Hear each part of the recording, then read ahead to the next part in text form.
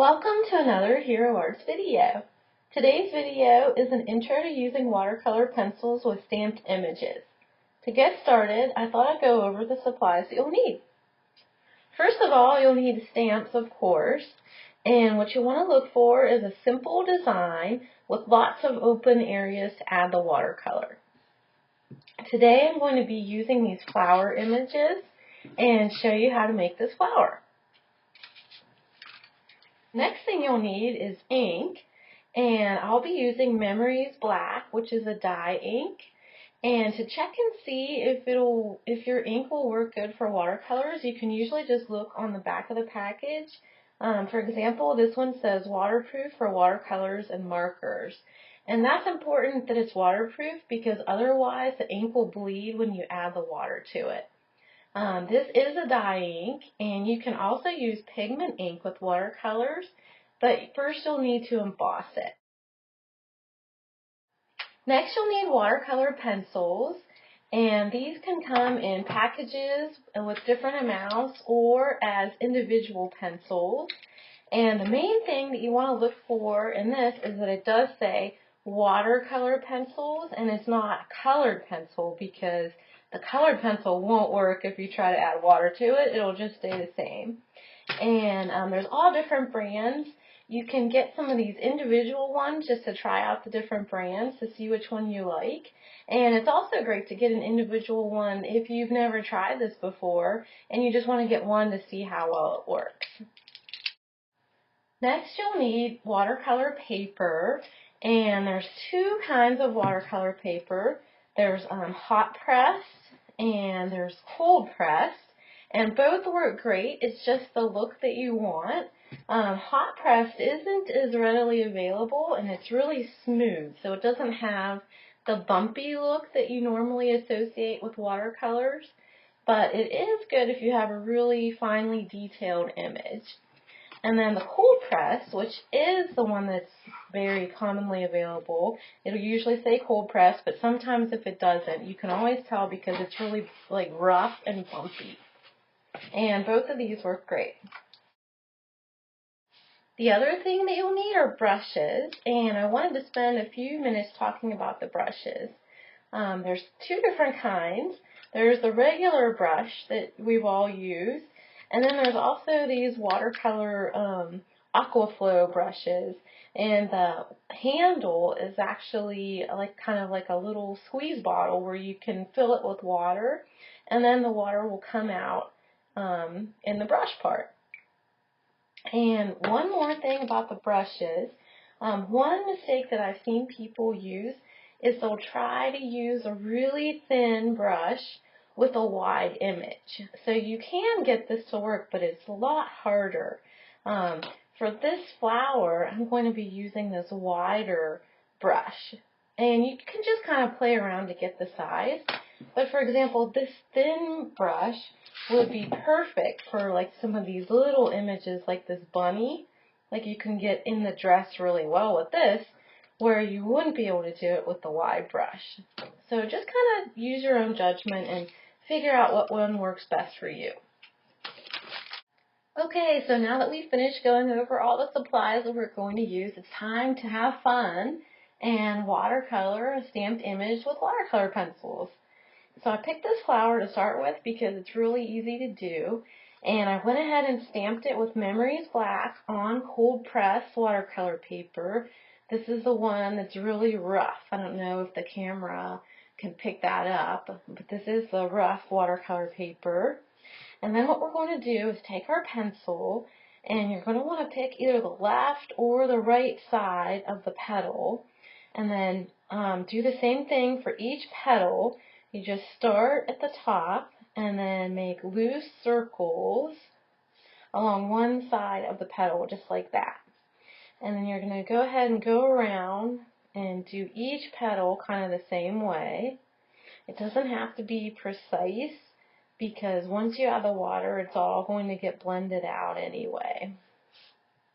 So we'll go ahead and do this one. The main trick is you want to make sure you leave lots of white, like white paper uncolored, so that the water has somewhere to blend. and give the neat variations and shading that you associate with watercolor. So that looks good. Then you're going to take your brush and really wet it well. And I like to use a paper towel and just kind of blot my brush on the paper towel. And what we're going to do is start on the uncolored side of a petal and then work the water towards the colored side. And then what this does is you'll see it starts blending the color. So let's do that again. Just clean your brush in between each petal so that you don't get extra color on there. And there you can see this one looks really cool. So there's that one. And each petal will look a little bit different because you can't really control how the water blends. So there's that one. And let's go ahead and do this one. And one last little trick while I'm doing this.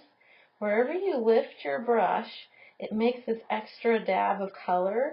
So I always try to strategize where I'm going to lift my brush so that the color is in the right spot. And for me, I like to kind of park it, as I call it, towards the center of the flower. So here we go again, starting on the white side, and then work your way into the colored side, and then park. And that's that. And then it's really not important that you go back and fix every little piece. See, like how this one has a little bit of extra white space right there. But if you really wanted to, you should clean your brush really well and then dry it really well. And then you can kind of try to pull the color from another area over into the white area. If you were to go ahead and go in with a wet brush, it would push all the color away from the part where you touch your brush down.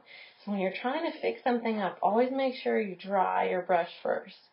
But I usually don't worry about it too much because part of the look of watercolor is that it is really imprecise and that each petal kind of looks different and is it has its own unique look. So that's that.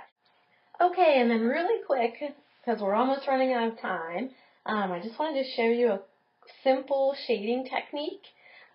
This time we're going to use 2 colors instead of just the one. And what we're going to do is use the same loose circles again. And this time I'm going to color the inside part of this flower with yellow. And then the outside part with the red. And as you can see, I'm just doing loose circles. I'm not being very precise.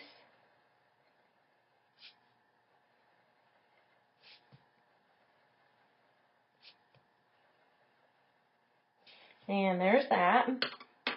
So once again, I left plenty of white space where it can blend together. And then this time we're going to take our brush and I'm going to start with the yellow part and then just pull the water across and into the red. And then the two will blend together and there'll be an orangish kind of shade where the water meets. I think this is a really neat look, and this way you can get 2 colors going in there. So once again, start at the yellow part, get that nice and wet, and then go into the red, and then they can blend. Yellow into the red and blend. And same thing here, yellow into the red part. And then once again, I always park towards the center.